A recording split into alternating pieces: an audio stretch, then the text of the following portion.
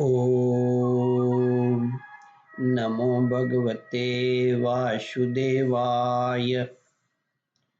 श्रद्धालु भक्तों, श्रीमद्भागवत महापुराण के दशम स्कंद के पूर्वार्ध के 32वां अध्याय के अंतर्गत भगवान का प्रकट होकर गोपियों को सांत्वना देना, इसका प्रस्तुतिकरण करूंगा।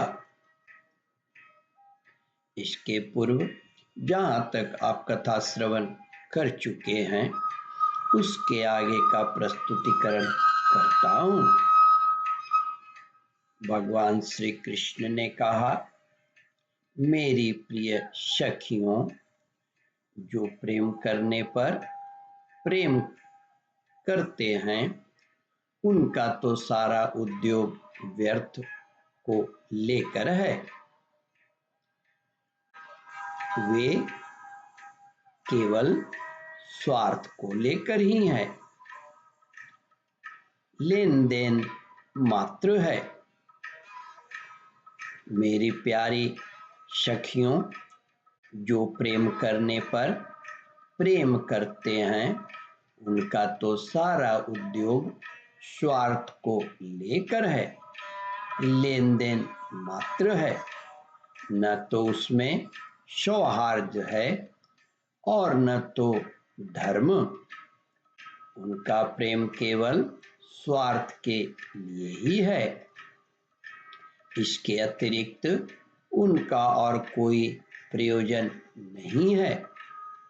सुंदरियों, जो लोग प्रेम न करने वाले से भी प्रेम करते हैं, जैसे स्वभाव से ही करुणाशील सज्जन और माता पिता, उनका हृदय सौहार्द से, हितैषिता से भरा रहता है। और सच पूछो तो उनके व्यवहार में निश्चल सत्य एवं पूर्ण धर्म भी है। कुछ लोग ऐसे होते हैं जो प्रेम करने वालों से भी प्रेम नहीं करते। न प्रेम करने वालों को तो उनके सामने कोई प्रश्न ही नहीं है। ऐसे लोग 4 प्रकार के होते हैं।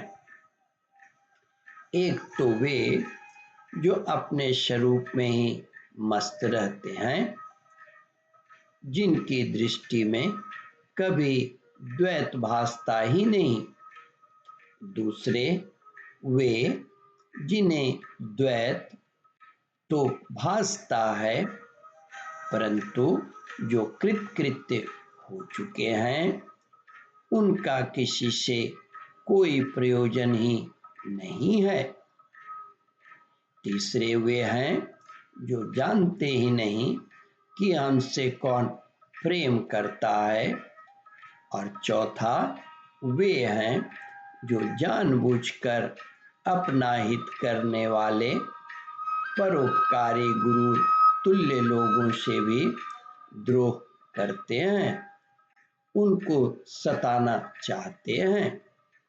गोपियों, मैं तो प्रेम करने वालों से प्रेम का वैसा व्यवहार नहीं करता जैसा करना चाहिए।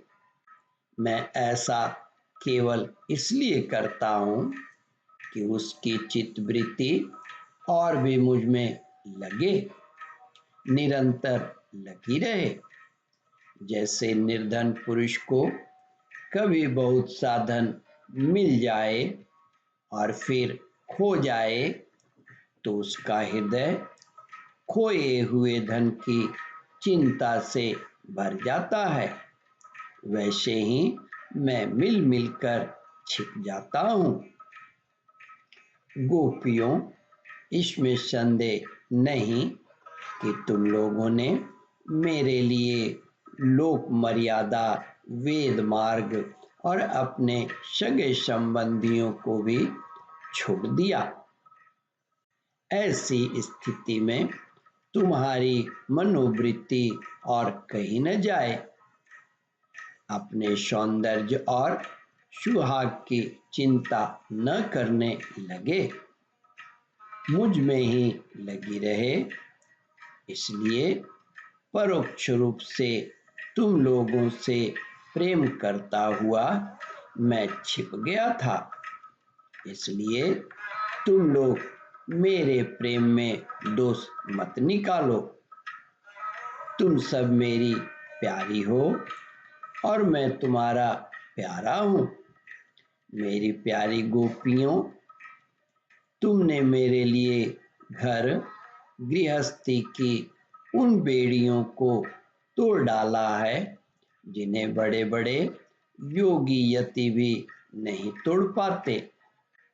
मुझसे तुम्हारा यह मिलन यहाँ तक संयोग सर्वथा निर्मल निर्दोष है।